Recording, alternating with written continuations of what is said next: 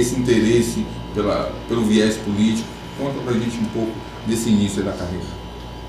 Olha, eu já nasci na política, né? Meu pai era um militante político, sindicalista, comunista, militante de um movimento de reformas de base no Brasil. Então eu desde criança, aliás eu apenas não, todos os meus irmãos, nós já nascemos nesse ambiente político e todos nós participamos de alguma forma da política. Né? No período da ditadura militar, todos tivemos militância política contra a ditadura militar. E eu, na universidade, quando entrei na universidade, coincidiu ser um período de intensa mobilização popular, que eu me incorporei dentro da estrutura do movimento estudantil, integrando o diretório acadêmico de economia, e dentro da estrutura do movimento estudantil eu participei de diversos fóruns e esferas, digamos assim, do poder político daquele movimento. Fui presidente do DEA de Economia, fui presidente do DCE da UFBA, e saindo daí, nós vivíamos um período já de uma participação política do conjunto da sociedade no caminho da redemocratização do país, a partir de 82. Já existiu no Brasil inteiro, o PMDB reconquistava espaços de poder em governos estaduais, e aqui na Bahia nós buscávamos conquistar um espaço também. As eleições eram globais, né? Na eleição de vereador, prefeito, não tinha prefeitura de capital, mas no interior, e de governo do estado, deputado federal e deputado estadual.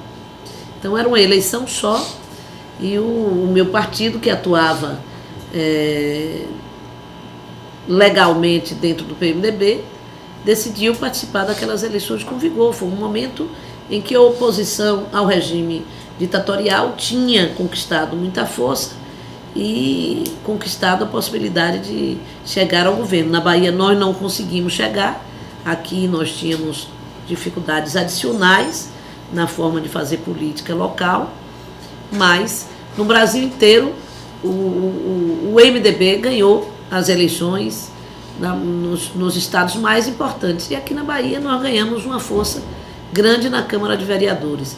O PCdoB, à época clandestino, resolveu lançar algumas candidaturas, e pela liderança que eu exercia naquele momento no movimento estudantil, eu fui escolhida para ser uma das candidatas a vereador e ganhei a eleição.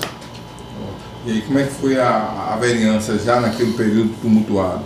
Foi um período de muitas conquistas. Então nós integramos a luta das diretas já, nós integramos o movimento de luta das diretas para eleição de prefeito de capital, das áreas de segurança nacional. Então foi um momento de grande mobilização política em torno das bandeiras democráticas, não é? E nós já tínhamos conquistado a anistia, começamos a conquistar o direito de voltar a eleger os prefeitos de capital, após as conquistas de 82, que já foram a da oposição, ganhando as eleições no país inteiro. Então a ditadura já recuava, já começou a ficar no canto da parede, e foi um momento de avanços democráticos, e nós integramos esses movimentos, essas bandeiras de luta. Atuamos também fortemente na luta em defesa dos direitos da mulher. Foi um momento também de crescimento do movimento de mulheres na Bahia e no Brasil. Constituímos os conselhos municipais de direitos da mulher, começavam a ser bandeiras nossas. Enfim, uma plataforma de luta feminista que nós iniciávamos a viabilizar no Brasil inteiro. Okay. Após a abertura, né, e o fim do período da ditadura militar, como é que a LIDE se inseriu nesse novo contexto de redemocratização do país? Eu, logo nesse período, antes do fim do meu mandato de vereadora, veio a convocação da Assembleia Nacional Constituinte. Eu fui também escolhida pelo partido para ser uma das candidatas, não uma candidata prioritária, que o partido tinha candidatura do nosso deputado federal, quando eu me refiro aqui nesse período ao partido, era o PCdoB, A prioridade era a candidatura de Haroldo, mas pelas mulheres o PCdoB resolveu lançar uma candidatura que pudesse pelo menos levantar as bandeiras feministas, e deu certo. O movimento democrático estava com um vigor muito grande em todo o país, e eu me elegi deputada federal constituinte.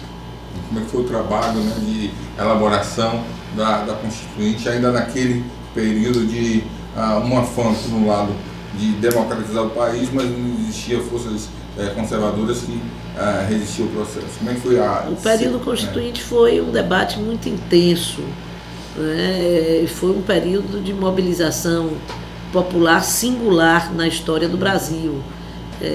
Todos os segmentos corporativos, empresariais ou de trabalhadores buscaram se apresentar e apresentar suas propostas para aquele momento. O Brasil não teve outro momento histórico com esse nível de participação popular. E nós nos organizávamos também dentro do parlamento, de forma a abraçar bandeiras e a organizar bancadas que viabilizassem ou que tivessem prioritariamente compromisso com aquela ação. Então, na luta por educação pública e gratuita, a bandeira dos 13% obrigatório dos recursos da União para a educação. E em torno dessa se uniam todos os deputados constituintes para aprovarem a emenda constitucional João Calmon, Calmon, né? O sobrenome, esqueci agora o nome dele todo, mas eu acho que era João Calmon, para viabilizar os 13% constitucionais. Nos organizávamos também para garantir o voto aos 16 anos, era uma outra frente, com outra componente de participação, de incorporação. Tínhamos a frente para aprovar a democratização da saúde, o sistema SUS ser incorporado na Constituição Federal. Aí já reunia outros deputados com outras motivações. É claro que se reuniam muitos partidos políticos que tinham estas bandeiras, se uniam e tinham uma estratégia comum de articulação e de conquista dessas bandeiras, de conquista de parlamentares independentes para essas bandeiras. Essas questões todas eram negociadas pelos líderes de cada partido, mas eram antes também aprovadas no interior de cada partido e nas movimentações com os segmentos. Para se aprovar o que se aprovou no SUS, você tinha congressos de profissionais da área de saúde mobilizados em torno do SUS, que mantinham, durante a Constituinte, mantinham contato permanente com as bancadas daqueles partidos, e havia uma troca constante. Isso tudo concentrado em 1 ano e meio de trabalho. Então, foi um momento realmente muito singular. Qual é a síntese que a senhora faria da Constituição de 88? Ela realmente reflete um país democrático, levou o Brasil para o amadurecimento da sua democracia, ou ela ainda precisa dessas emendas que venham a aperfeiçoar? Bom, eu acho que melhor do que eu, Ulisses Guimarães já resumiu o que foi a Constituição de 88. Foi a Constituição cidadã e permanece sendo. A Constituição de 88 inseriu o Brasil numa constitucionalidade democrática que à frente de muitos países no mundo. Portanto, eu acho que esta é a marca da Constituição de 88. O fim da ditadura militar e uma Constituição democrática. Óbvio que reformar a Constituição é o desejo de todos aqueles que perderam na Constituição, foram derrotados nos seus interesses. E PECs, ou seja, emendas constitucionais, irão existir nos dois lados, tanto de alguns de segmentos que desejam aprimorar questões que tiveram que ceder, de conquistas democráticas que tiveram que ceder para encontrar o meio do caminho na Constituição, quanto daqueles que foram completamente derrotados, que tinham um pensamento conservador, que pretendiam que a Constituição fosse menos democrática em todos os sentidos, e que continuam a lutar para impedir que novos avanços na legislação ordinária do país se dê. Então, eu particularmente acho que quanto menos emenda à Constituição nós tivermos, melhor, né, em todas as áreas. Né? Porque a Constituição define, foi incorreto definir, que o juro devia ser no limite dos 12%, porque isso não pode ser definido por uma Constituição. Até hoje nós estamos com 12,5%, então estaríamos apenas um pouquinho. É claro que os juros é um instrumento de política conjuntural, que eu creio que o país fica mais livre se puder determinar sua política econômica sem ter esse limite. Ora, mas isso é uma disposição transitória da Constituição Federal, né?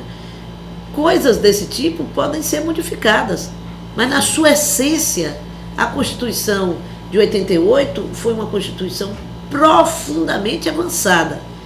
E todos os movimentos que eu sempre vejo acontecer, todos não, mas a maioria dos movimentos que acontecem no sentido de modificar a Constituição, na minha concepção, é modificá-la para pior. Após a 88, após a promulgação da nossa Constituição, como é que Lídice se insere nesse novo contexto político, já que definitivamente a democracia foi estabelecida no Brasil? Aí cada um tem uma visão do que ficou no seu estado, né? Nós fomos deputados federais constituintes, voltamos à realidade do estado de cada um. No caso da Bahia, nós perdemos as eleições, estávamos já muito mal com o afastamento de Valdir do governo, e tratava-se de constituir uma nova frente de luta para reconquistar o espaço perdido com o governo de Valdir. Esse foi um momento muito difícil na luta da esquerda baiana, dos segmentos democráticos, e por uma circunstância de desunificação das nossas forças, terminou que nós lideramos uma chapa em 1990 para o governo do estado da Bahia, só de mulheres, com 3 dos pequenos partidos de esquerda, e que terminou sendo um marco decisório no processo eleitoral daquele momento, né? Nós conseguimos mais de 9,5% dos votos, e por apenas 50 mil votos a mais nós teríamos mudado a história da Bahia, porque teríamos levado aquela eleição ao segundo turno. Foi uma eleição em que concorria pelo PMDB o professor Roberto Santos e pelo PFL o então ex-governador Antônio Carlos Magalhães. Depois desse processo, a senhora lidera mais uma vez, né, o grupo que visava romper com a estrutura calista aqui na aquela Bahia. Derrota das forças de oposição, com a derrota de Roberto Santos, foi decisiva para um retrocesso político na Bahia, para o retorno do carlismo na Bahia, que era uma força que já estava afastada da vida política regional com o advento da democracia, e mesmo assim não era majoritária. Era uma força que tinha em torno de 33% dos votos do estado.